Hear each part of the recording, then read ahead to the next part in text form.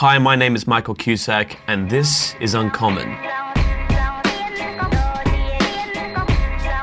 Uncommon is a production by Neuralle, a full-service digital agency.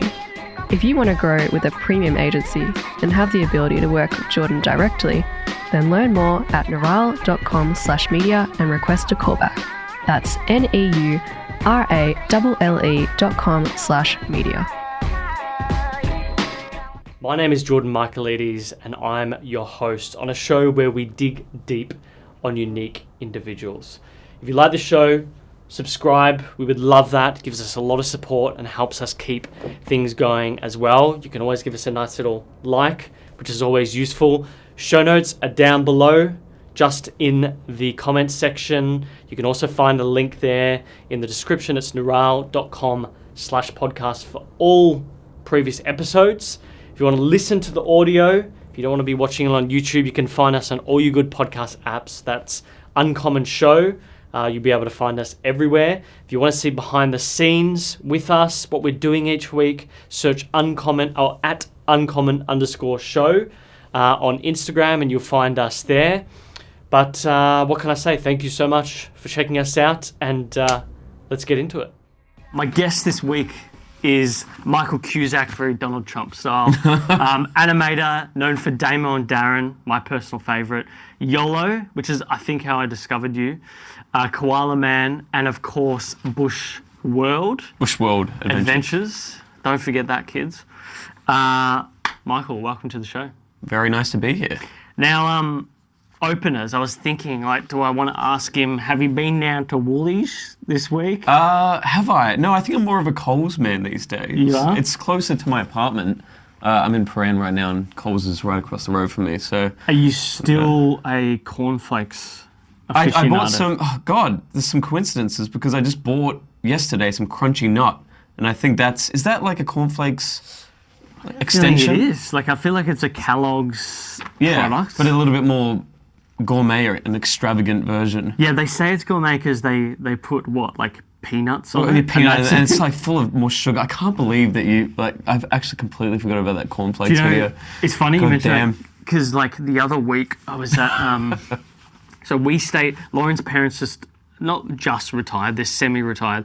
They've moved down to the coast, right? So Martha Cove, which is sort of near Mount Martha. And I always tease them. It's sort of like a retirement village, because it's just old people who've left the city and have moved down. Yeah, and they're loving it because they've got their little local grocery and blah blah blah, and so they've got all these nice gourmet things, and they have fucking cheese platters and whatnot just ready for us. And then we were there for a week staying, and it's just there's just a fucking thing of Nutri-Grain in there. Nutri-Grain, I hadn't had it for years, and so I tasted it. And I'm like, wow, this is like dessert. Do you know what's weird? Remember how it was marketed though? It was 20-year-old men, big buff dudes running. It's my son eats Nutri-Grain to be big, strong. I don't know how do you reckon that would even be allowed today? Because that's obviously not what. Yeah, it's not protein in it or something. It's like a gym cereal. It doesn't have any protein in it. It's pretty much all carbs and sugar. How the fuck did they market it like that? And what's funny is nowadays a lot of those big box products have those health star ratings. Wow, really? They have to list it. I think that's a good thing. They're packed with just poison and sugar. I can't believe sometimes when I see adults still eating sugary, shitty cereal. I think it really is because of the marketing that rotted their brains as a kid. It's all marketing. It's just sugar. It's shit. Yeah, most things are marketing, in my opinion. I feel like that's why marketing is so fascinating. In saying that, well, I mean, I'm living off cereal right now. It's a great snack for coming home. Yeah. Some milky. Do you know, there's something to be said about I think going on more of a you've got to eat healthy, obviously, but I feel like there's something to be said about going on a more Spartan diet, if that makes sense. At the moment, Laura and I, we're saving up for a wedding in October, right? So this sort of Jan period is where we've had to make a lot of deposits. So cash flow wise, it's always a tougher time. And so we just said let's just fucking be cheap this month. And it's actually really, it's humbling, if that makes sense. for lunches, I would always, let's go to this cafe, or maybe I'll just eat out at this place, get some sushi here and there and there. Now I'm just literally eating like crackers with salmon, ham or cheese, and like maybe some avocado. And like I reckon I'm spending $3 a lunch. Do you reckon that's healthier than? I always wonder about that because sometimes I'll eat like that too, where I'll just eat shit, like just little kind of finger foods as dinner. But then I wonder, like eating less of that. But compared to like eating, like sometimes I'll go on really bad Uber Eats benders for like a month. I'll just eat full Uber Eats. See, that's the killer. That's the total millennial fucking awful life. But I do wonder, is it better to eat less shitty food or like more good food, healthier? Because when I Uber Eats, I try to do salads and things like that. It's very, very hard. Yeah. Uber Eats and salads is one of the most millennial, just worst things. You're paying like $28 for some spinach and some feta. It's like, what am I doing? The thing that kills me is the delivery fee. I'm all right with that because I'm thinking, they deserve it. Like, they're driving like fucking in traffic on bikes. It's ridiculous. Them, I totally get it. But just to think that you're spending the money when you could just go walk down the road and just eat it at the place. Yeah, it's true. It really is a lazy. It's just a bad trap to fall into, the Uber Eats thing. But I mean, it's just it's convenience. I'll be at work and animating and doing all that kind of stuff, and I could walk 20 minutes to a restaurant or just fucking Uber Eats right there. And I feel like that is what this month has made me do, which just gives you a bit of perspective. Like we all get a bit of lifestyle creep, if that makes sense. Yeah. We could also learn to cook, I guess. We're definitely cooking more, that's for sure. Like, no doubt we've been doing more varied dishes. I just can't do it, man. I like cooking, but I remember someone talking about this to me where it's like, if you want to pursue a career and business, it's better if you can offhand stuff that's going to take a lot of time to someone else. That's why I'm all right with Uber Eats. It's like a personal chef that's there and I can keep working. Like if you cook a dinner that's going to evaporate an hour or two for like washing dishes and everything, you can I think pay for that. It's like, that is a very good point. Because is it? No, it is, because the effective altruism movement, which is about what is the best thing you can do for altruistic pursuits. Should I go work for a charity, or should I just be an engineer who earns really good money and donates the majority of my salary to them? That's what I said to a friend recently. She's like, I feel so helpless about the bushfires. I want to do this, I want to do that. And I'm like, well, just work more hours, get some more money, and just donate that. Charity is such a strange psychological thing because it can really fuck with you if you think about it too much. You're like, I want to donate to a cause, or like the bushfires. And then there's that little evil part of your brain that thinks, I want to post about this and show everyone that I donated. It's like, why do you have that feeling? Like, why can't you just donate and not tell anyone? Why does it? I guess it's because it's weird because you donate, say you donate $1,000 to something and you post about it. That's still a good thing because I just can't philosophize that if it's a good thing or a bad thing. Why do you have to talk? Like, I've had that feeling I'm guessing you've been trawling through Instagram the last week. Yeah, well, it makes me feel bad because, I mean, I feel so helpless with the bushfires. Us as like city dwellers, especially when I'm getting a lot of messages from people saying, are you okay? Is everything all right in Australia? And I'm just looking around at everything's fine in Melbourne. I just feel awful. Yeah, the only thing we've really had here is smoke. Yeah. Really bad smoke. Yeah. But yeah, it's a weird thing. I just find it really weird when people feel the need to be talking about it. But like everyone's doing it on social media. Yeah. Which is, I think it's a net positive. I really do. Like as ego is involved, but it really is a net positive if money's going to we're all charities. human. Yeah. We're all human at the end of the day. Yeah. I was thinking about you growing up in the Gong. Yes. Because I know there's been a fire not too far from I think it was a fire, I don't know too much about, I think it was on the Southern Highlands or near Neuralle. Yeah. It's kind of being surrounded right now. Wollongong's surrounded by some bushfires, but it's not hit Wollongong directly yet. It's not hit Wollongong directly. I had a friend they live outside of Wollongong and they were evacuated. I just can't remember where she said she lives, but I've been to like Merimbula and Nowra and that whole area. It's a beautiful, that whole coast is lovely and often like forgotten. Oh yeah. So I guess I was curious, like, apart from your dad showing people that you're Michael Cusack who created YOLO, what's the best and worst thing about growing up on the Gong? The best thing would be, God, I think it's just it is really beautiful. It's surrounded by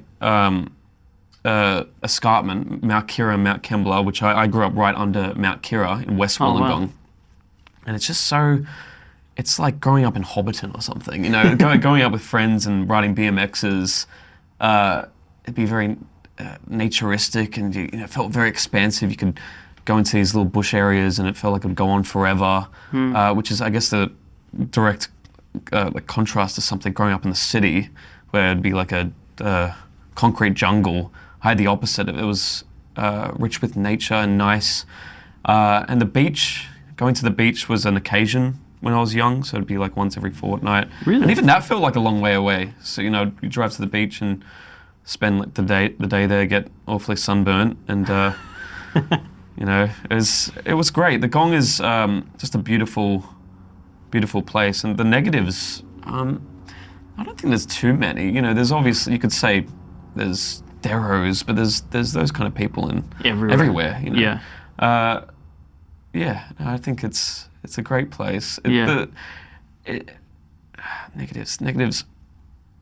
I think the steelworks, people complain about that as like a eyesore. We've got our big exporters steel from the BHP, the Blue Scope Steelworks. That's right, yeah. And that takes up the scenery, the view, when you look towards the beach from pretty much anywhere in Wollongong. But I don't know, I don't mind that either. But it also created the town. Like, you could say the same about the Ford factory in Geelong. Exactly, that's how I think of it too. I think, this is a great export for Wollongong, and it's probably all the major one that we have. Yeah, and I mean, would Wollongong exist without that steel? Probably not, no. I don't think so.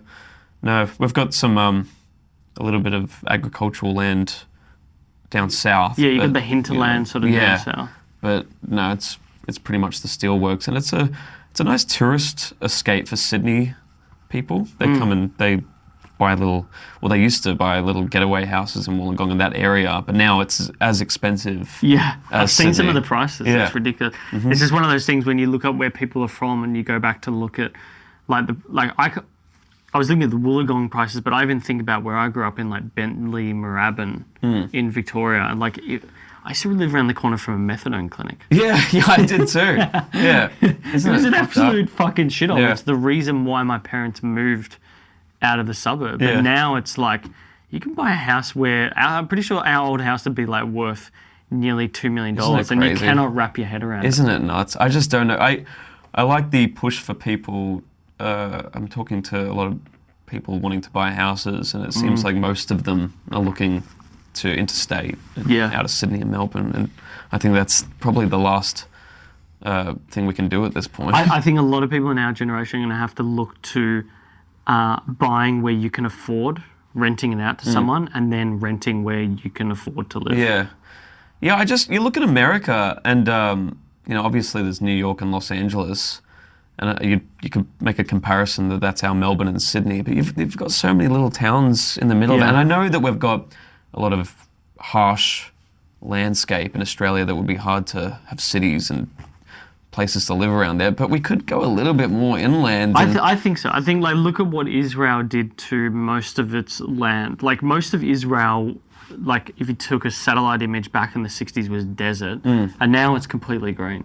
They've managed to invent ways of turning the landscape into useful land. Yeah, wouldn't it be great? Obviously, it costs trillions of dollars to do it here, but great for agriculture. It'd correct the real estate prices, because we've got to do something about it. Yeah, something's gonna. I just think, like, eventually there's going to be a burning platform. We'll see what it is. I was curious, like, why come down to Melbourne? So it was for a specific reason, working on a TV show with Princess Pictures, which is in Prahran. Yeah. So I'm here for that reason. So I'm not really a Melbourner. I don't really I don't vibe Melbourne that much. I'm more of a Wollongong, Sydney. Yeah. I think it's just being close to friends and family is nice. That's the key thing. You know, if they were here in Melbourne, it'd be all good. But yeah, I'm here mostly just for working on this show. Are there, like, when you think about your own childhood, you're speaking about the time driving to the beach as a kid. Is there, like, any particular lessons or principles that you learnt from your parents at all? And it might have been something they just said to you or something that you learnt indirectly. I used to be scared about going into the ocean for some reason. Because I think I had a little bit of a fear of the ocean that I don't know where it came from, but looking this deep, scary, never-ending thing. And I used to cry a lot about going into it, and my dad would just push me, and like, come on, it's going to be fine, it's going to be fine. I was like, no, I don't want to. I wasn't scared of sharks or anything. It was more just going into an abyss, because it just seems like a big void. Wow. And I appreciate my dad just being like, shut up, I can go swim further, you're going to be fine. I'm here, I'm looking at you. Like, he'd be back, you know, just like 10 meters, and he'd be like, come on, keep swimming, go out. So I think that was, that came back to, you know, face your fears. Yeah. Just do it, even if it's scary. And you'll be like, oh, that's fine, I survived. Stand up with your shoulders back. Yes, exactly. Stand upright with your shoulders Yeah, my back. mum was big on posture too. Was she? Yes, she still is. When I go back to Wollongong, stand up straight, put your shoulders back. You look like you're a goblin. Because I'm all right at it. You know, I do have her voice in my head a lot when I'm standing around, just shoulders back. How is your posture these days? Like, do you, like, I've noticed more and more that I was leaning forward. So, regularly I'll check my, you know, like the back of your neck. I'm pretty bad on the computer. I think a lot of animators are, because you just like, you don't have to be hunched, but it feels very natural to curl in like that if you're drawing. So, you know, I try to correct it, but it's hard. Yeah, it would be hard though with animation. Like, I think about the way that I feel like it's got something to do with the chairs as well. Like, you can probably see our chairs in the office here. They're like these. The back is sort of leant back. And I found that was impacting because it would make me lean forward, whereas the chairs on our dining table are like really like a straight back. Yeah. It's the chair. Well, it's also the drawing tablet, the Cintiq. So I use this thing called a Cintiq, Wacom Cintiq, and it's a drawing tablet that you can draw straight onto. And you can do it. Animators out there do this. There's a little, like an arm thing that you can attach them on the Cintiqs, and you can bring it closer to you, so you can sit up straight and still draw like that. No shit. And move it around. Like, I used to have it fixed on the table, and it'd just be like, actually, I have it fixed on the table now because I've taken off the arm, but I should do it again. Speaking of animators and sort of your early progression into this field, I found it interesting that you had like this belief that you wanted to be a filmmaker. Yes. I know you love Tarantino and Kevin Smith. I do. You're like doing some Nardwuar shit right now. I don't even know where I've said that. That was I can't remember where that was from. Some interview. Yeah. Written interviews are the best interviews, by the way, because that's where you get the best notes. The most intricate stuff. Because you can just read through every single line. Whereas like voice-based interviews or video-based interviews, like you can sort of start to wander off in your your own head. It can be a bit more strategic, and those written down interviews, it's good because you can actually think about the answer. Exactly. Just be like, I don't know. I went to the beach. My push is bad. I guess I was thinking when I was reading this is what do you think of Tarantino's latest film? I haven't seen it. Yeah. No, I haven't seen it either. Well, I was like what we were saying before about Ricky Gervais. I was very into Ricky Gervais and Tarantino, and I think when you're super duper into something, obsessed with something, and then you get out of it for some reason, you're not as interested. It's hard to go back because it's like I was saying before. It's like eating spaghetti every single night for months and months. It's like you're a bit done with it, and going to Tarantino now feels a bit like I don't know. I just don't have the desire. Yeah. The same with the Ricky Gervais Golden Globes thing. It's like I was very into it, and now it's hard to go back. But how is it? Is it a good film? I have not seen it. Yeah. I know, like, I've started to... Like, I love Tarantino films, I've got to say. Like, I feel like Inglourious Bastards is one of the funniest fucking films. Yeah. And same with Django Unchained. That was a brilliant film. He is a good filmmaker. I think he's hard to watch in interviews. And, that's the thing with people like that. They're a package. If he's a crazy good director and this knowledgeable film geek, it makes sense that his personality is quite eccentric, and that's fine. I accept he's very that. eccentric. Yeah, and that's good. It's a part of the package with someone that's like that, like a genius, I guess, a film genius. But yeah, I do find him quite cringy. Do you notice that he's like obsessed with like Australiana films? Yeah, he is. I don't know if that's because we just know it because we're Australian and he's obsessed with every country's films. I'm sure he's obsessed with a lot of. He likes a lot of European cinema, and he talks about that with Inglourious Bastards. But yeah, I love how he loves Mad Max and our 70s exploitation films. In fact, I think Death Proof was inspired a lot by Mad Max and Australian cinema. Really? He said he was trying to make that look like Australiana. The car chase in Death Proof. I think it's shot in like Texas or like an American state where it's quite barren. But yeah, he was trying to replicate an Australian look with that. I want to come back to that because like Australian cinema and the film industry fascinates me. Me too. And I've got so many questions on it. So I want to come back to that point later on. But I guess I was curious as the catalyst. Like I did read that you got into animation basically because you believe filmmaking was expensive, or it took quite a while to get something to fruition. Yeah. And I feel like you were already making like flip books, yeah? Yeah, well, in school, I liked drawing more than filmmaking. Like, I was a big drawer, cartoon guy. I loved The Simpsons. I still do, like South Park and all that kind of stuff.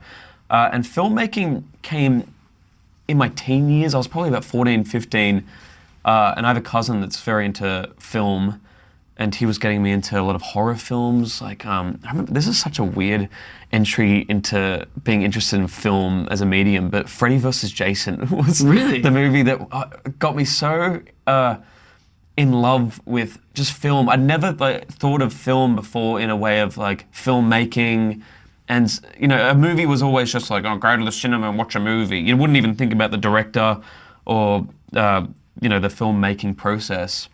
But my cousin introducing me to Freddy vs. Jason, and then the Nightmare on Elm Street movies and the Friday the 13th movies, for some reason that sparked a big interest in film for me. And then I went down the horror film path and like grindhouse stuff and a lot of that. It was right at the end of VHS, so VHS was still pretty big, and I'd just rent a bunch of just going off how it looked in the video store. Like, that one looks scary, that one looks gory. I feel like that was a better age of discovery back then. Oh yeah, I was lucky, I think. I'm sure it's still, that's that trap that you can fall into and think, oh, kids don't know how good it was. I'm sure that kids have their own thing that they do now that will be very nostalgic in the future.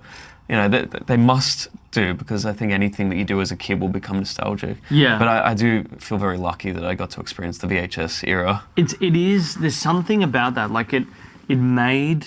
So nowadays you look at a screen and now all you see is like an image, basically. And you basically decide based off the cover, am I going to watch this thing or consider it or not? Yeah. Whereas in the video store, like I remember you could spend an hour and a half in there. Just how like they'd have those deals. I loved Video Easy in Hampton. Yeah. You get like one new release. Yeah.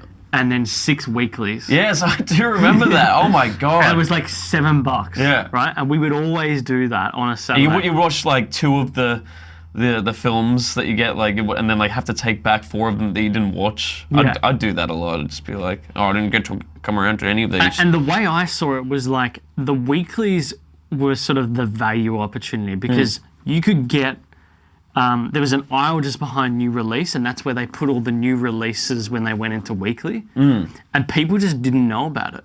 Okay, it was like an undiscovered gem. It was like an undiscovered road that like only the people, because most people they walk in, they've got their takeaway, it's stinking out the place. They run straight to new releases. They go, all right, I'll grab that one. And then like new Terminator just came out, I'll grab that, and then they go. Whereas if you like, there's just, and there's something so physical, and I don't know, it was a different time. You also felt bad if you didn't watch a movie and you had to take it back. You're like, oh, god damn it.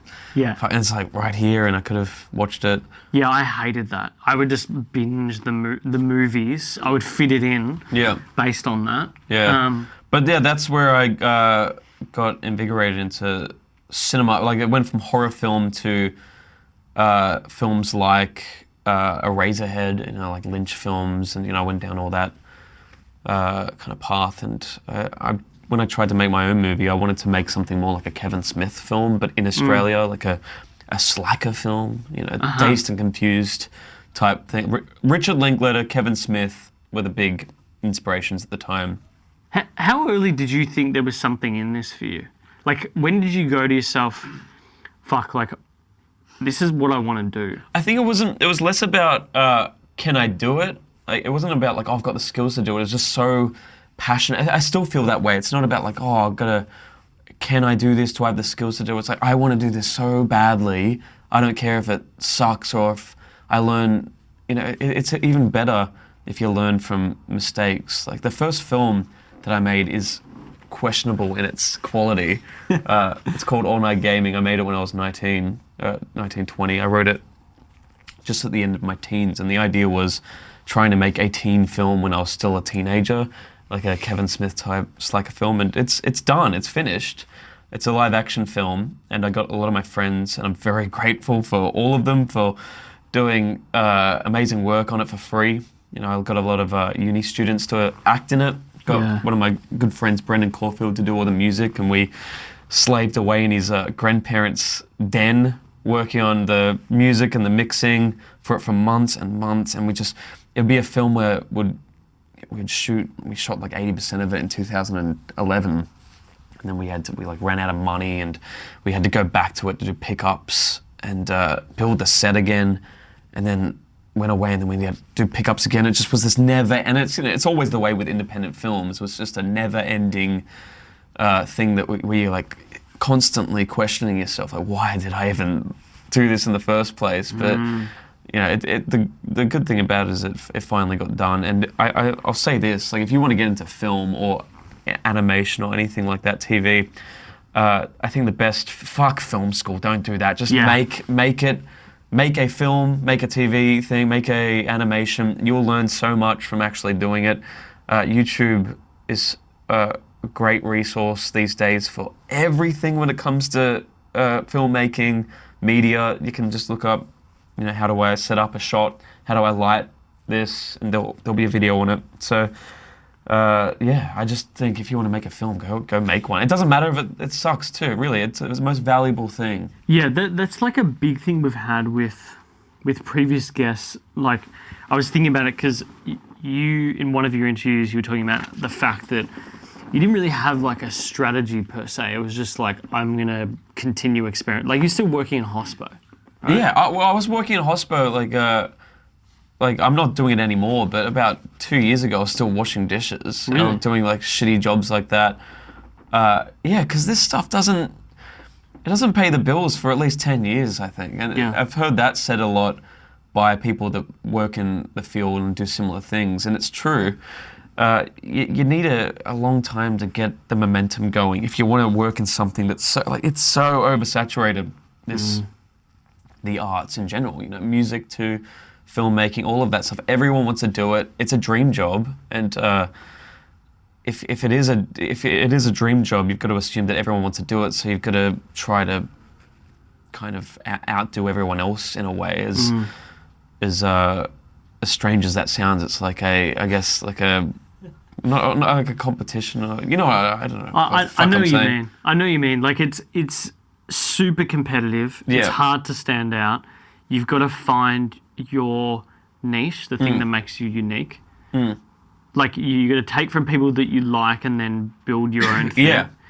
But also, on the point of film school, it's not going to help you get that. No, it's like a sausage factory too. You're gonna learn how to make a film like some other guy that failed filmmaking. Yeah. And Why? I mean, it's just such a waste of money. That shit. It's a scam. Yeah, filmmaking. The amount of money that goes into that. I've said that for ages. There's so many things that have been made into degrees that really should just be on-the-job training or apprenticeships. Yeah, I just always felt it in my heart that film school was.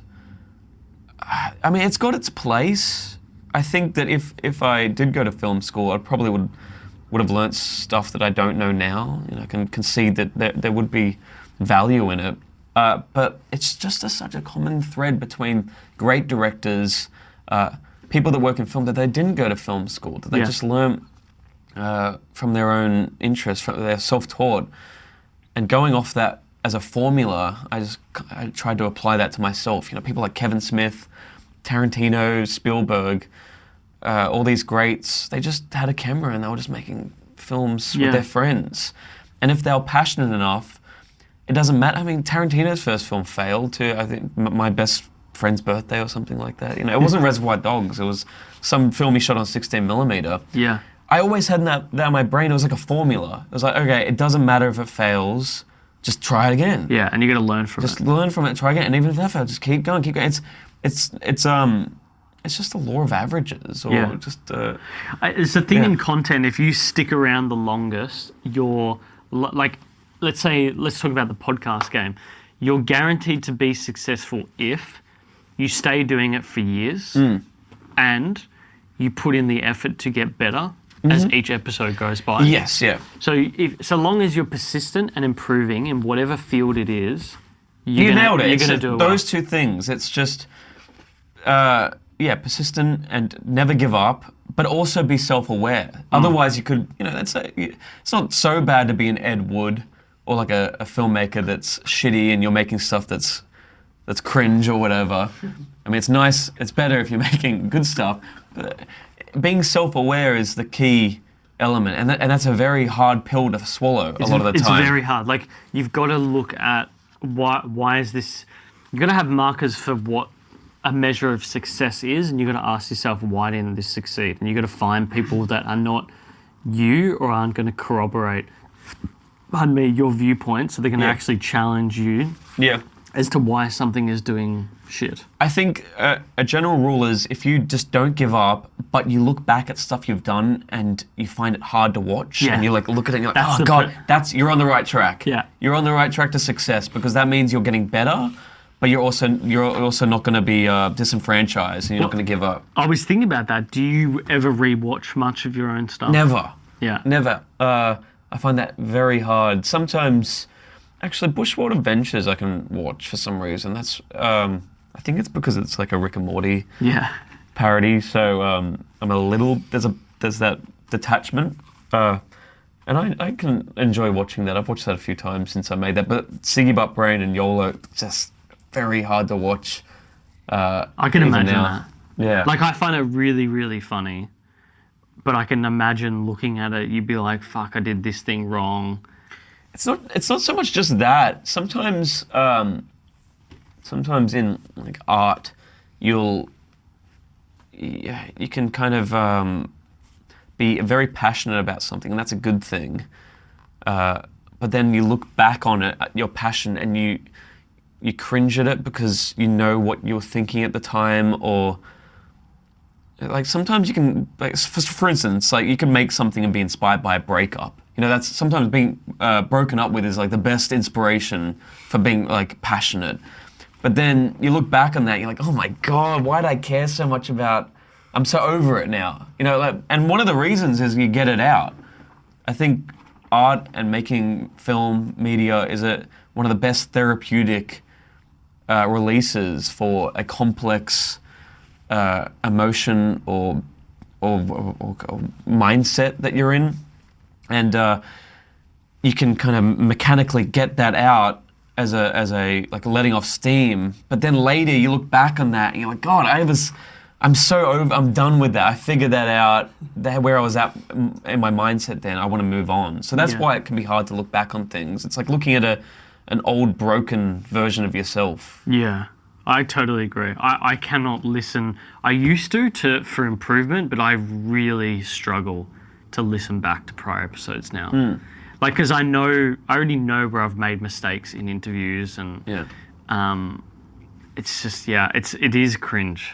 Yeah, and that's a good thing though. It should be. Yeah, it really should be. I find a common thread between people that make shit stuff. I shouldn't say that, but like that, not the greatest media. That they're able to watch it a lot. But like, I can watch my own stuff.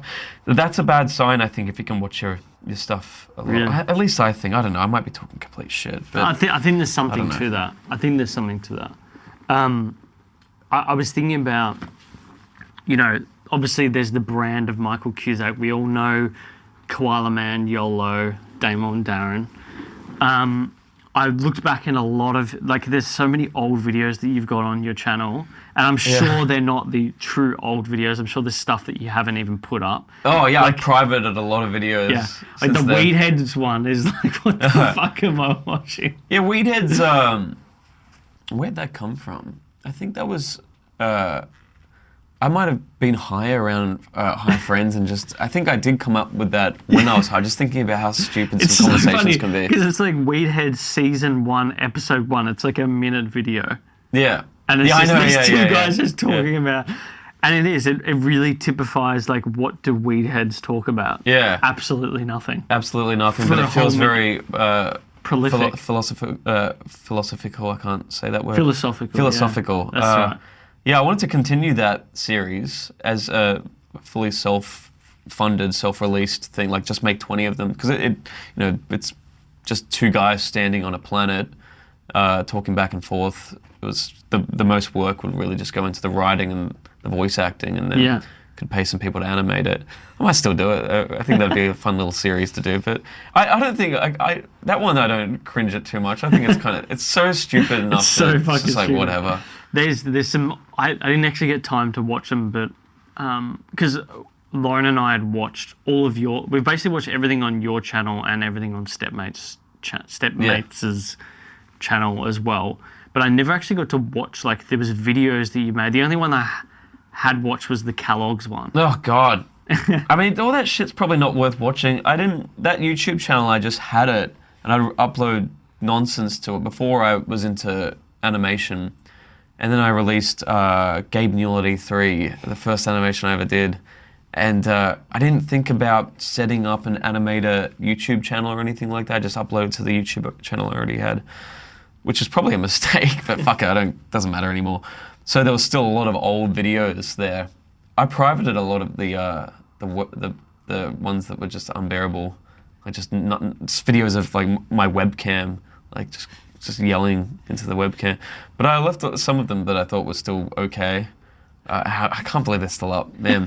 YouTube's funny. It's kind of like MySpace now. You know how it's a time relic, a time capsule. I like that YouTube's sort of becoming that in a way. It's at least old channels. They've become a snapshot. Well, the recommended thing is fascinating.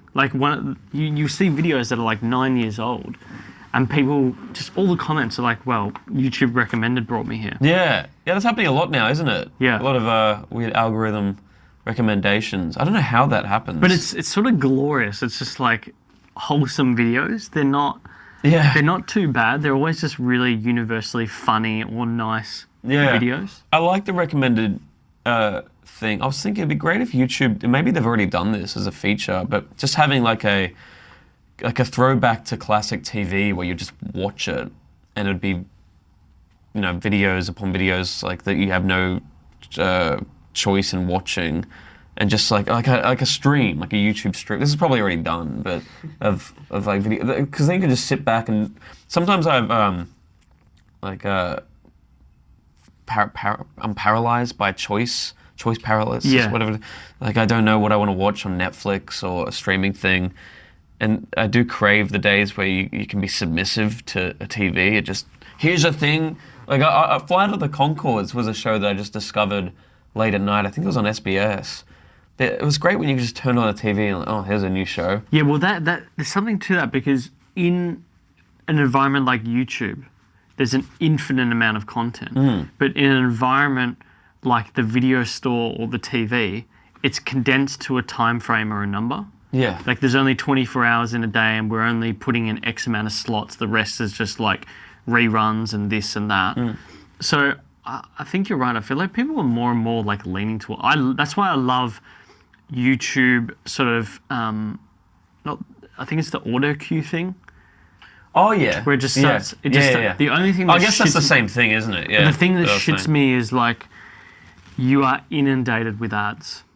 Yeah. And ads that are totally fucking irrelevant. I guess that just comes with the territory, though.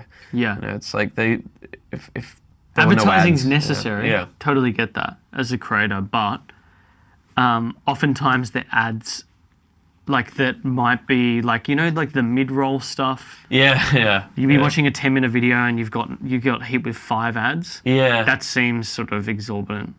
Yeah, I'm very conflicted about that because obviously it's necessary to have ads for the creators.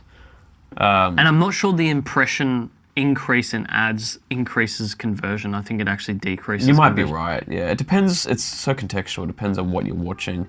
Like sometimes if you're watching like a music, like a remix, like an hour-long video of songs and then there's like ads in it. You're like, well, did you create these? Yeah. Like I don't quite understand where that money is going to or how they're allowed to do that. But if it's like a long, self-funded auteur film or TV show and it's got ads in it, I'm very happy to watch the ads or even like donate to them. Or When you were working in Hospo, as you were building up this library of work, let's say, how early did you think like there's something in the animation side of things? It was a total accident. I don't know what my mindset at the time was, but I think I'd always every new computer I got, I downloaded Flash, and it was That's right. You work on Flash, right? Yeah, Adobe Flash. It's Animate now, but yeah, it was like a thing that I always wanted to do, but didn't quite. It just seemed so out of reach. I was into people like David Firth, Salad Fingers, and Ego Raptor, who did things like Metal Gear Awesome and that kind of stuff. Like I loved Flash cartoons, like everyone else around that time, and I gravitated more towards filmmaking because it seemed easy. You just grab the camera and you get your friends and you do stuff. But still, I'd always download Flash and be like, one day I'm gonna learn how to animate and do Flash cartoons. And I was fucking stupid, man. Like I thought Newgrounds, you know the site Newgrounds, like the classic Flash site. I thought you had to work at Newgrounds to make cartoons for Newgrounds. I didn't think it was an upload system. So if I knew that, I probably would have tried to make them earlier. But I was a fucking dummy. But yeah, I started quite late. I think I was about 20, 21. I just made that film, All Night Gaming. I'd sunk like 10 grand from alone into it. I worked at Subway for years, got like another 6 or 7 grand from that. I just put all this money into this film and I was so down on it. I was working in Queensland, middle of Queensland to make money back from the loan. Wow. What type of work was that? It seems like every single fucking job I had was just dishwashing, like kitchen hand. That was every side job I had. So I was washing dishes in a place called Thierry, this was right around the mining boom. So 2011, Queensland, central Queensland had set up these kind of like settlement towns where the town only existed for the mining boom. Yeah. So around, it's near Emerald in Queensland, Thierry. So I was washing these dishes for miners just to make up for the film. Like I just shot this film just to make money back for all the money I'd spent. So it was like a sentence, you know, just like, oh, fuck, shouldn't have spent so much money on catering that day. Like you had to make up for every single mistake that you made. And it was actually around that time, you know, obviously 11-hour shifts, 14 days, I think it was 14 days on, 7 days off. I couldn't do it now, honestly. I don't know how I did it. This is stupid. 11 hours a day? Yeah. 11 hours a day, 14 days on, 7 days off. 14 days straight? Yeah. Fuck. Yeah, it was like a sentence. So you would basically work, then go back home and just straight to bed. Yeah. Straight to bed, just didn't do anything. Which is good. I mean, it's valuable. It's good to work those jobs, I think. But around that time, This guy named Tom Hunter, a really brilliant animator, illustrator, he released a cartoon called Hot Dog Hustle. And he's like a friend of a friend. So I had this connection with him, even though we didn't know each other directly. But when he released this cartoon, it got like 50,000 views on Vimeo, I think. It wasn't even YouTube. Jesus. And there was something about that just hit me. It was like, fuck, man, like, that's what I should be doing. I love drawing. You know, the filmmaking thing didn't work, at least for now. I'd love to still get into live action filmmaking. But there was something about Tom Hunter releasing Hot Dog Hustle, like this animated video from another Australian, that just, it resonated, and I was like, I gotta do this. I can do it. I can just sit there in a little room if you know, you just sit down and animate a thing for a month, you know, it's sure to do something. You know? Yeah. So after that, I then got back into Ego Raptor. He was making cartoons around that time too, and a lot of other online animators. There was a weird boom around that time on YouTube, even like parodies, like video game parodies. Yeah, like 2010 to 2014 was like the heyday. Yeah, it was like the golden age, I feel, and that inspired me too. So I was hit with that Tom Hunter cartoon that I was talking about, and then that also came on top, and it just made so much sense. I was like, I've got to be in that world, and I made that stupid fucking shitty cartoon, Gabe Newell at E3, because it was like that was big at the time, like video game parodies, and I was into Half-Life. I'm not the biggest gamer, but I love Half-Life 2 and Counter-Strike and those kind of games.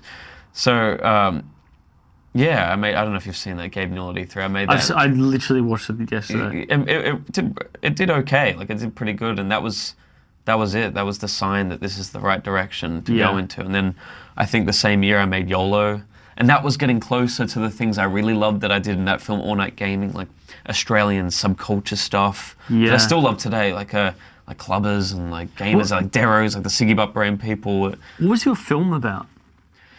So like the basic logline is an HSC student, like a slacker type, like I was saying, like a Kevin Smith type.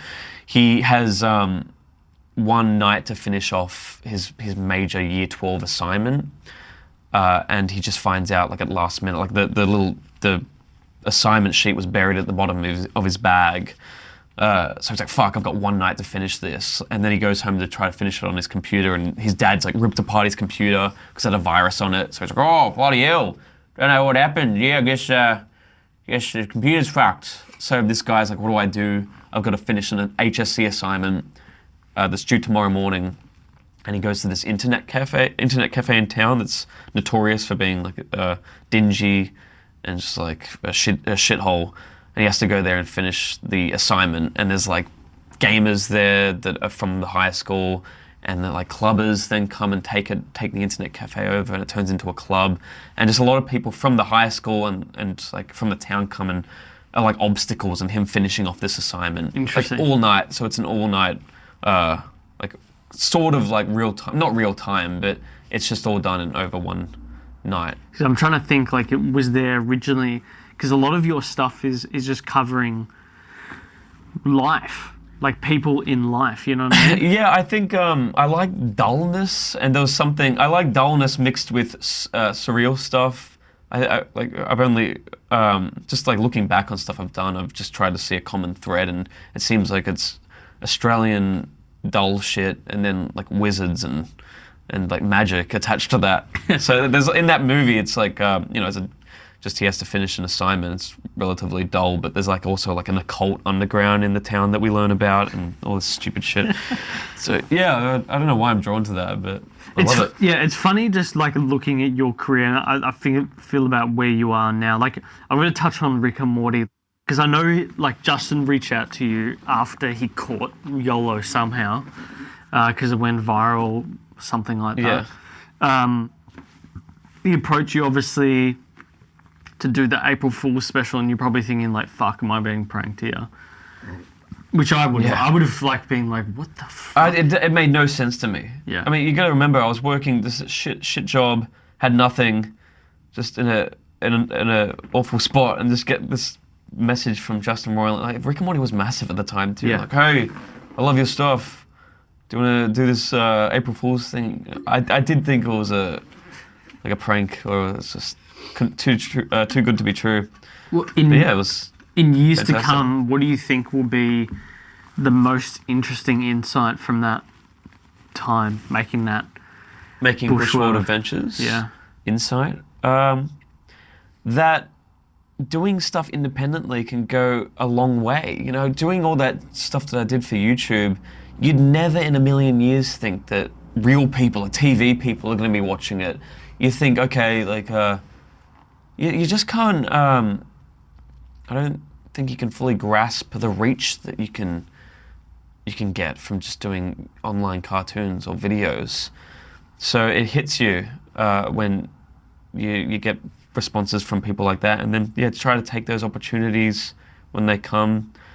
I guess the insight would be I don't know, just keep making stuff, and then who knows where it'll go. Because I noticed recently you just started the Cusack Creatures website, I believe. Yeah, that's just that's like a holding company for independent stuff. That's mostly just to set up like a layer between me and taxes and legalities. Of course, but it does have me thinking, like, are you nearing a period like the guys at Stepmates where you're getting to the point where you could create your own studio and you could start publishing your own? Like, I know absolutely. You're working on something now with Princess Pictures. Yeah, well, we just set up a studio called Apostle Cube.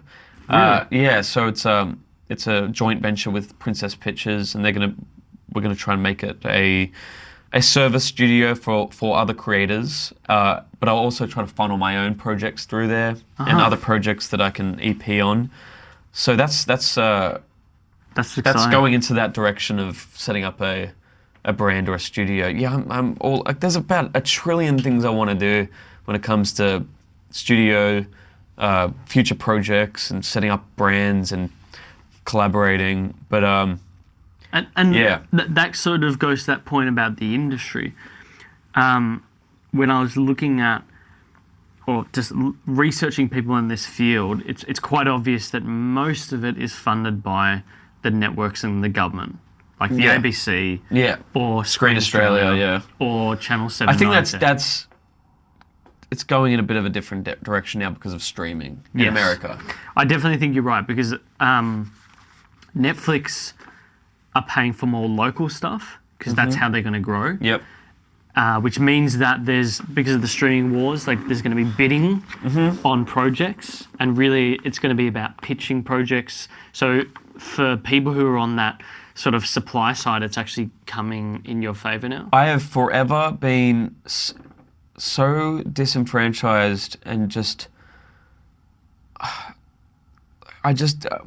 Australian TV and film constantly disappoints, and I don't know why. I can't narrow it down to a reason or anything, but I don't know why we just can't make the greatest films or TV here. And you look at New Zealand and they're killing. Yeah. It's like, why? Why can't we do it? And I think it's got to do with government interest, and Screen Australia, I mean, fuck, man, like, I don't know, I'm not the biggest fan. I shouldn't say that, because I'm trying to. This is the big conflict with me. I want to be like a business guy and set up all these studios, but it shits me sometimes working with government agencies, and especially when they've got these just the stupidest, like, creative input, or like government regulated checklist things that you got to do. Yeah. But thankfully, I think we're going in a different direction from that, and we're going more towards a market decision. If we can ideally, and I think Hollywood's been trying to do this for years, creators have been trying to do this for a long time too, just get to a point where you get like your niche audience and they're funding you, and it's this nice loop of a creator can be funded directly from an audience. There's no overheads, there's no middleman. You are the distributor as the creator too, and then you can make the purest form of entertainment or art or whatever for your audience. And I do think we're getting closer and closer to that. I see streaming platforms, and what they're doing and the direction they're going. It seems like weird is back. Novelty is a big thing right now. It's sort of amazing how strange some TV shows can be when someone's talking about like the big show right now, and you're like, yeah, man, that sounds like a weird concept for a show. How'd that even get funded? Yeah, and that's a great thing. That's man, you look at like the trash on Australian network TV, and you're just like, how do we even watch that? Yeah, and you've got like Breaking Bad and Game of Thrones and all these terrific TV shows. And that always shipped me too. When I was young, I'd look at, like I was saying before, looking at the Spielbergs and the Tarantinos of the world making this unique, fantastic stuff, and you're just like, why can't we do that here? Why can't we? I want to have a film industry here, a film, why can't we have like cool? We used to like Mad Max, the Mad Maxes of Australia, and the 70s and the 80s exploitation films that we used to do were super unique and creative.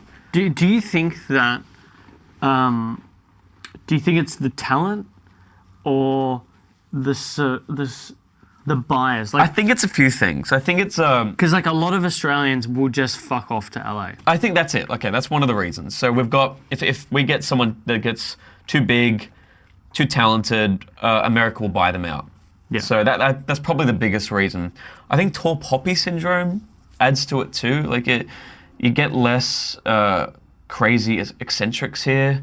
Well, there are eccentrics here, but they don't. I think they're a bit ashamed to strive. Like, oh, fuck it, I'm just gonna make a fucking movie about fucking me going like surfing or some shit. Fuck it, I'm gonna do it. Like, you get that a lot in America. And just people taking risks, and then people fund that stuff. But here, you just looked at it like a crazy person. Yeah. Safe plays well in Australia. We don't have that much money either. When it comes to Screen Australia and the ABC, they don't have that much money. So it is understandable. Like, I know I shit on them a lot, but they don't really have that much choice. So they have to play it safe, otherwise the government will just keep shredding their budgets. The networks are a tough one as well, because like they've moved more and more to reality TV. They're not funding, like they will fund projects like Stepmates regular old bogan on 7 Mates, but not on Channel 7. Yeah. Well, it's just a numbers game, man. It's unfortunate, but it does make sense. If you're a boomer in Queensland, or if you're just the regular Joe, that stuff is much more palatable. Just watching, even I get stuck. Everyone watches reality TV shows. Even if it's a guilty pleasure, it does well. They know it does well. That's why they keep funding it. Yeah. But you don't know if something like a Stepmate show is going to do well, and it has a very good chance of being even better than those reality TV shows and selling abroad. And becoming a big brand, but they just look at it as a risk factor. I think there is going to be. I feel like you're right though, that it is changing, because you can fly to LA direct now, 14 hours. It's getting easier to fly. It's getting easier to communicate with people at Netflix. I mean, I was speaking to a guy at Netflix for putting an ad on like someone else's podcast that we manage. Yep.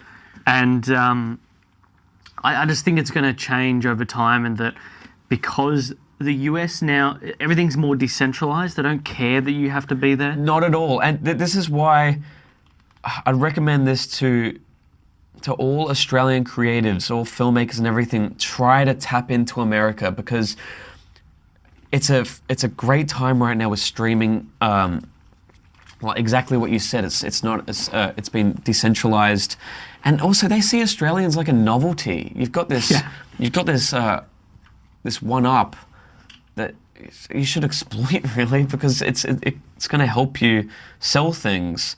And Australia's, when it comes to selling stuff here, there's nothing. It's over. It's done. Yeah. We've got less money than we had 5-10 years ago.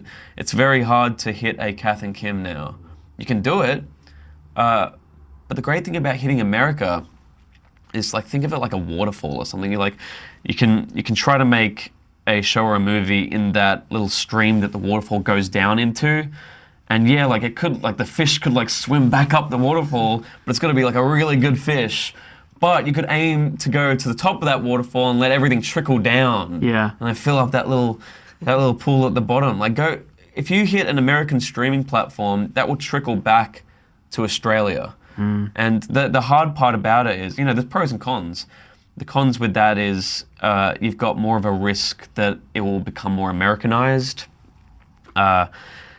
You'll lose the vision because you're working with the American executives, American networks, and they'll be like, wait a second, so you're trying to you're doing this Australian show, that's great, but what's Telstra? I think we should change Telstra to AT&T instead of, like, Americans aren't going to get it. As long as you can combat that, and you'll be fine. But that's a hard thing to do. Yeah, because local colloquialism. Because the tough thing is, they want things that are Australian.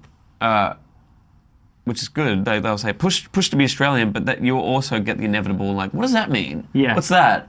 What was that like with Bushworld?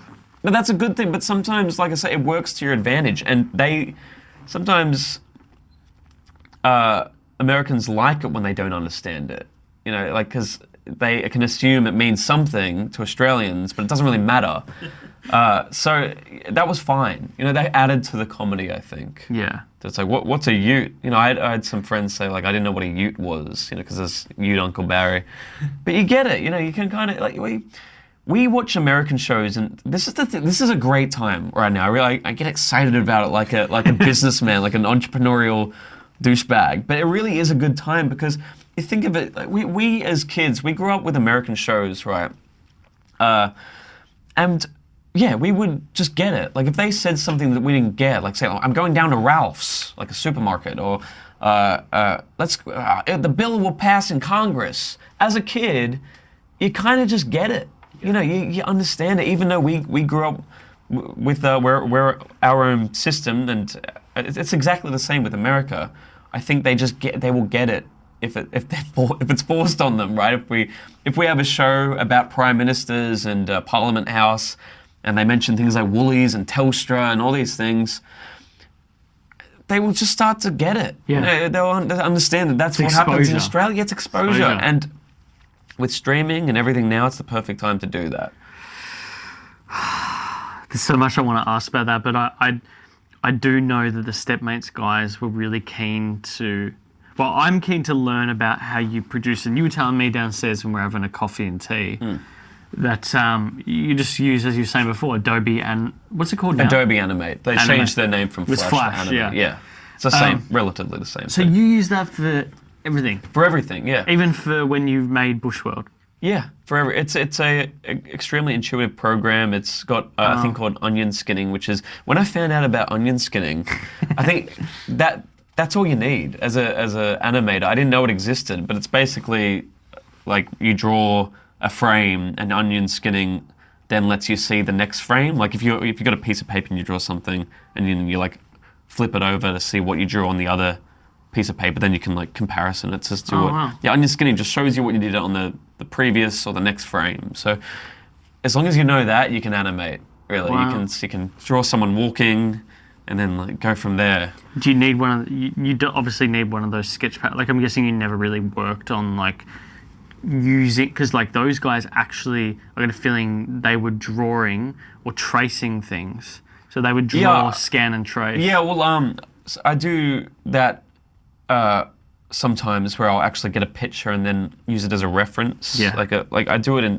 Damo and Darren a lot. The backgrounds are real places that I'll just take a photo of and then put it into Flash. You turn it as a symbol. Turn it into a cartoon. Yeah. You turn the opacity down. You just trace the photo with on Flash, and then it comes out like a cartoon render of the real place. Yeah. So I mix stuff like that. It's a great program. It must be so fun.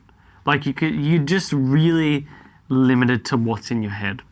Like it's the ultimate. I always say animation is really the truest way to get out an idea, because live action film, you can be limited obviously by budget and like if you're working with actors,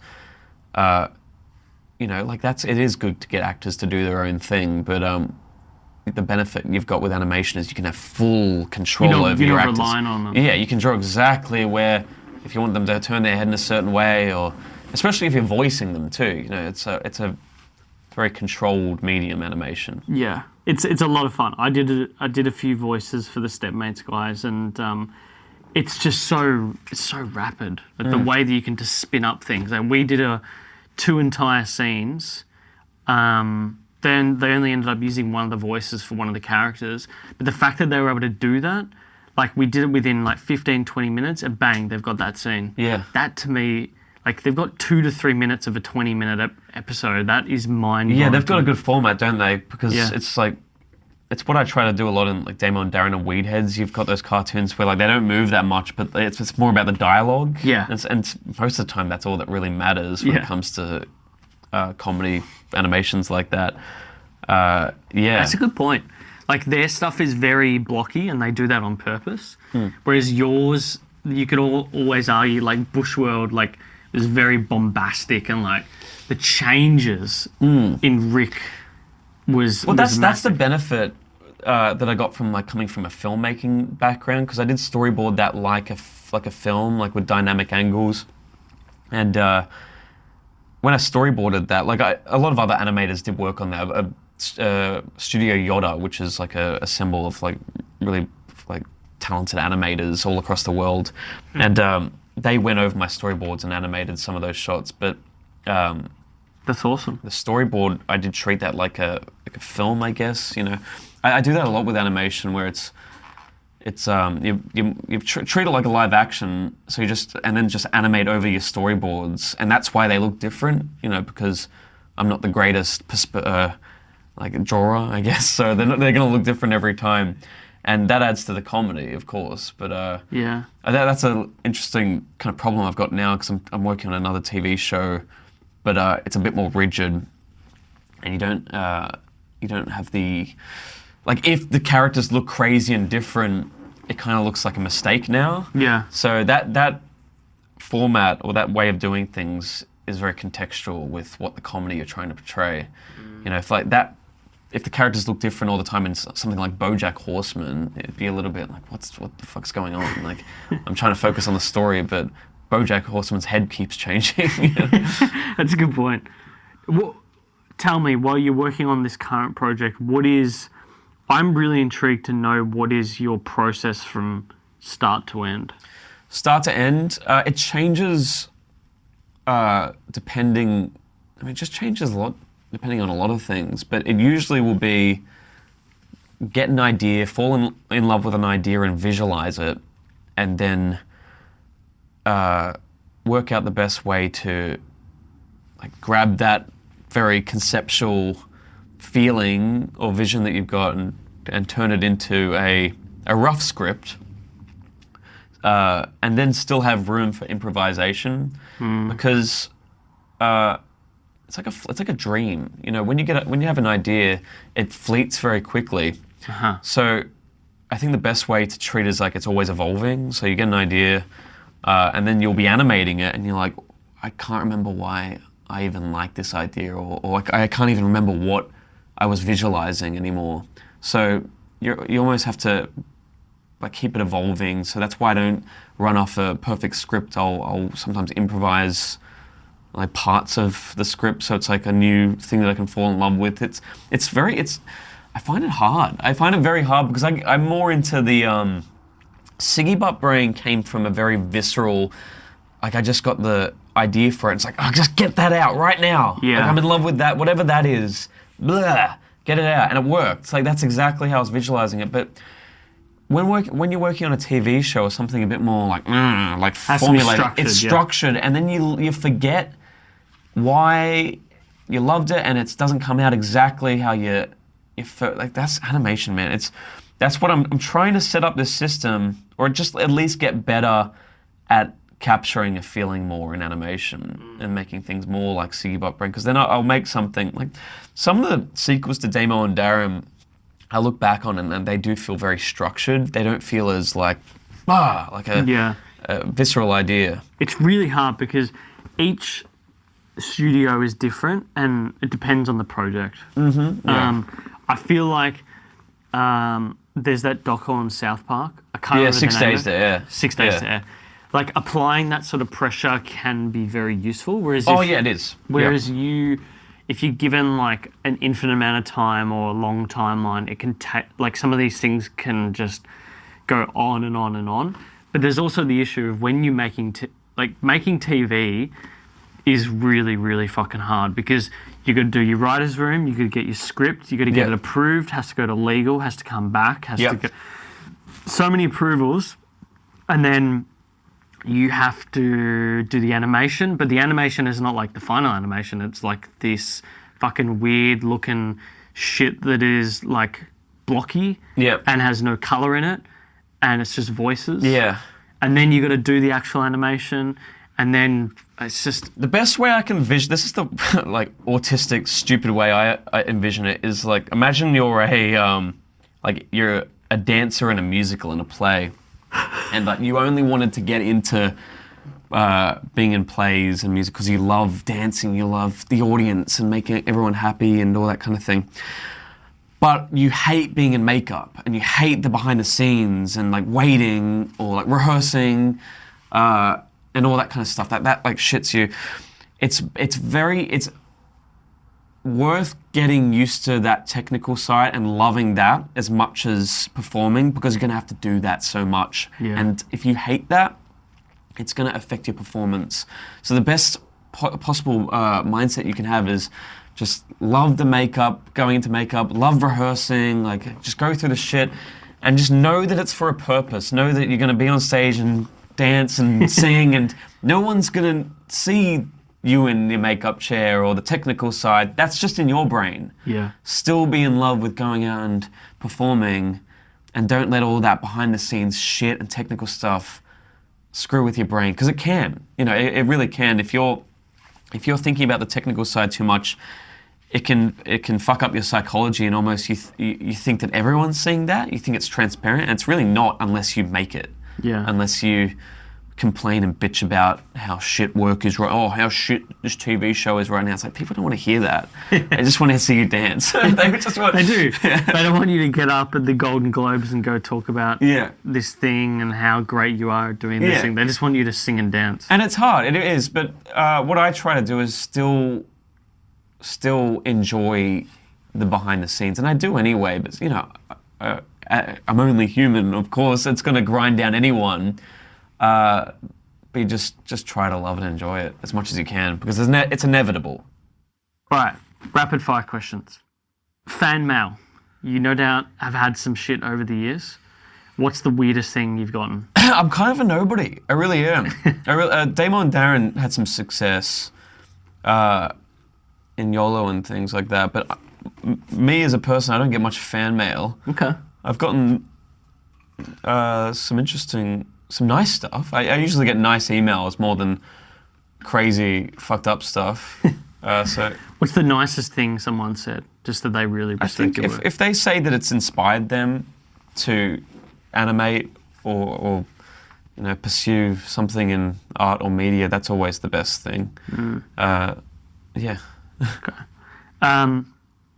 If you were to create a Franken animator, if you were to combine all the best bits of your favourite animators, what would they be? David Firth's sensibilities and his mind with animators like...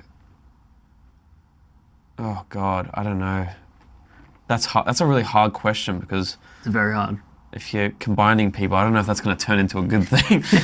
I really like... Oh God, that's hard.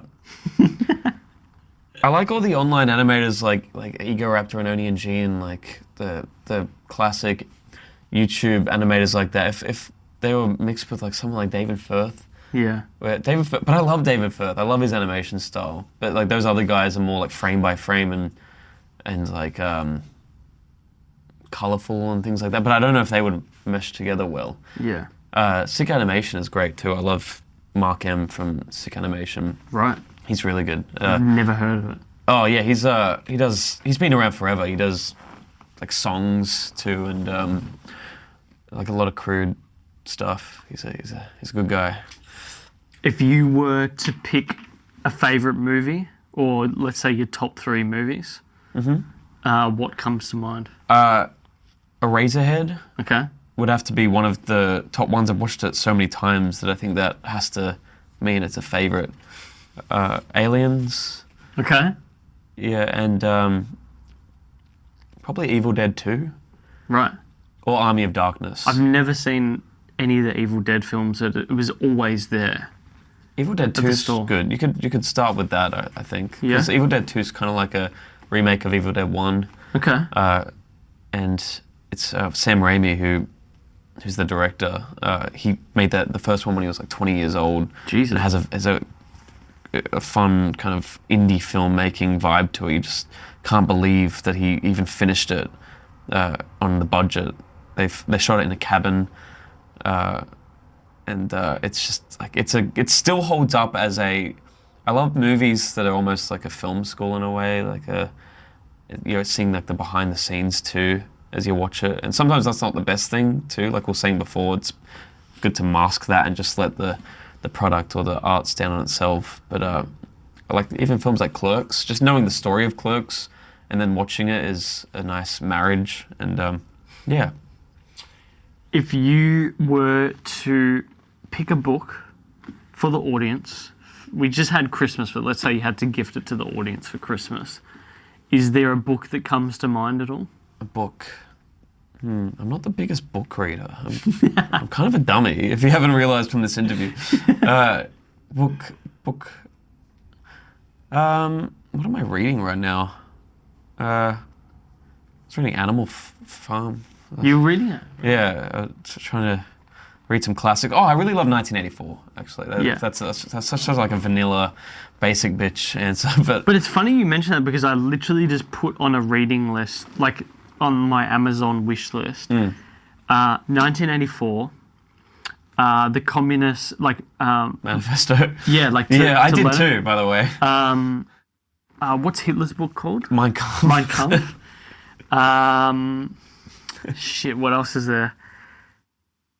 Animal Farm was there, and there's like 2 others that are sort of from that ideological position. Because I just read Gulag Archipelago and Man's Search for Meaning by Viktor Frankl. Yeah, and I just think that everything always devolves into calling someone a Nazi or a commie or something like that. These days, yeah. And I just think that although I've read extensively and learnt about these ideologies, I think it's good to go back to original texts. Yeah, like the Bible. Like I call myself I believe in sort of free market capitalism in a way. I sort of find that our way of doing things in Australia is the best. You know, you got little elements of social Medicare, Medicare and whatnot. But you can probably see it here. I just recently read The Wealth of Nations. That was the original book. I don't know anything about that. Yeah, what is it? The original book.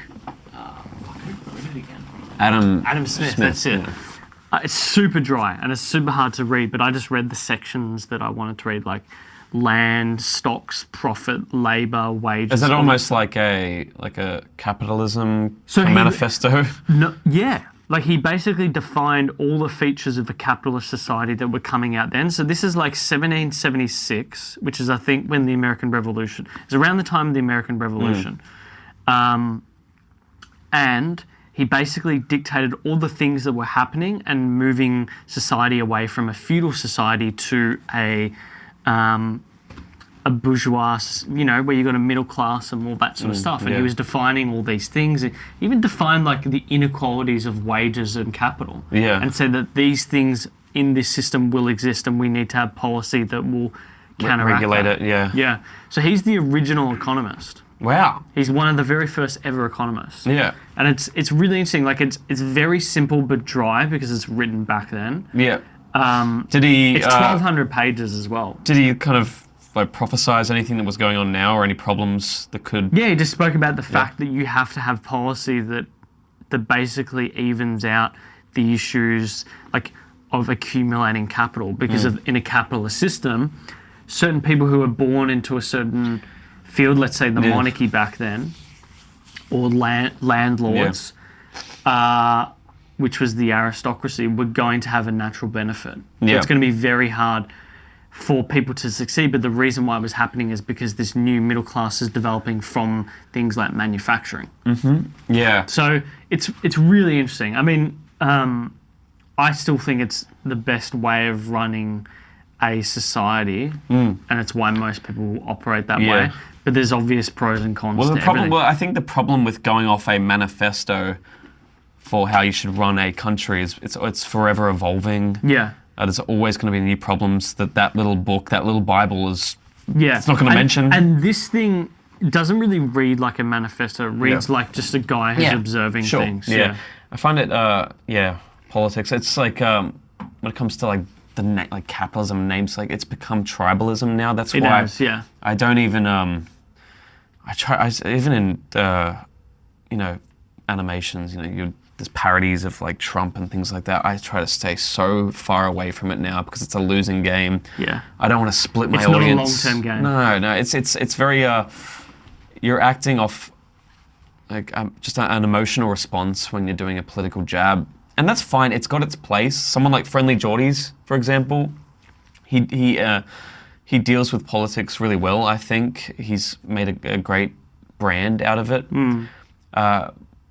But I love politics, like I really do. That's pretty much all. If I go home, I'll just watch the news. Or we were just like fucking looking up this Iran shit. Yeah, exactly.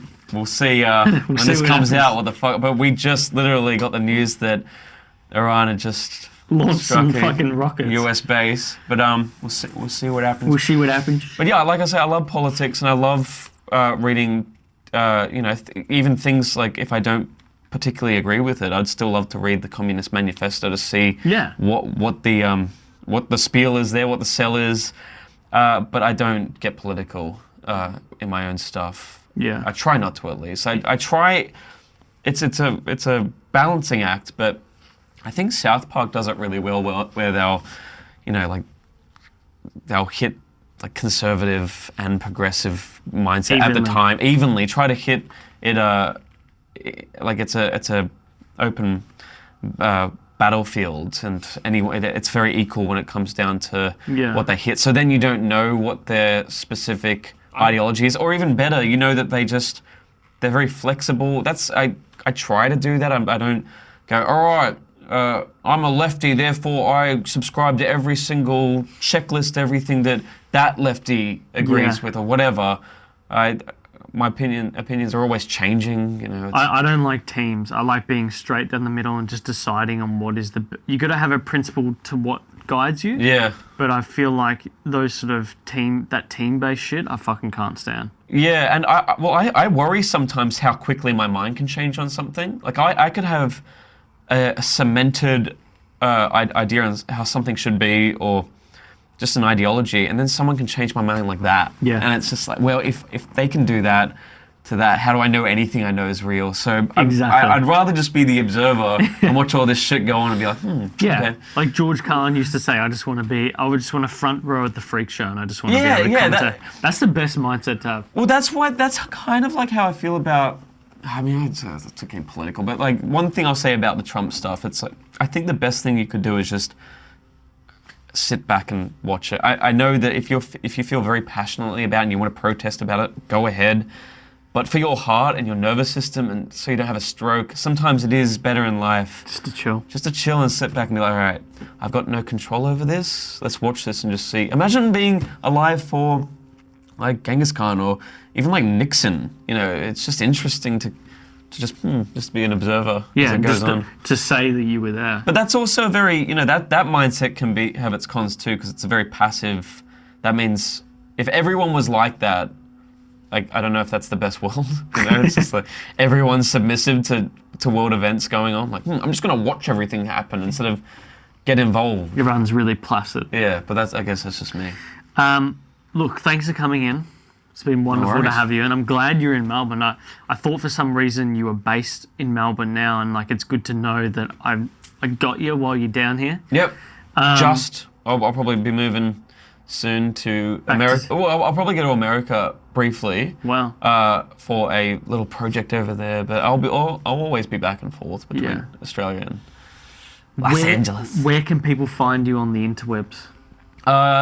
So Twitter, Michael R. Cusack. YouTube's pretty inactive now, but you can go to YouTube, Michael Cusack Cartoons. But I'm working on a lot of stuff right now that's not YouTube, so we'll see what happens. We'll see what that is. Are you more active on Twitter or Instagram? I'm not really active. Probably Instagram these days. Yeah. Yeah, look up Michael R. Cusack on Instagram, I think it is. Yeah. If you want to check out some cool pics. Awesome. Yeah. Cool. That's it. Well, look, thanks for coming in. No worries, man. It's been a pleasure having you on. It's been great. Cheers. Enjoyed it a lot. Thank you so much for watching Uncommon and this week's episode. If you like it, smash that like button. If you want to keep up to date with what we're doing, please do subscribe. We would love that. We'd love to build this audience that we're growing here of Uncommoners. If you want to keep up to date with audio, you can search for us on all of your good podcast apps. It's Uncommon or Uncommon Show. Will typically find us. For social, you want to see behind the scenes this amazing studio that I'm sitting in, just search at @uncommon_show and everything will be there, including our weekly promos. But look, thanks so much for stopping by. Until next time, thanks for watching.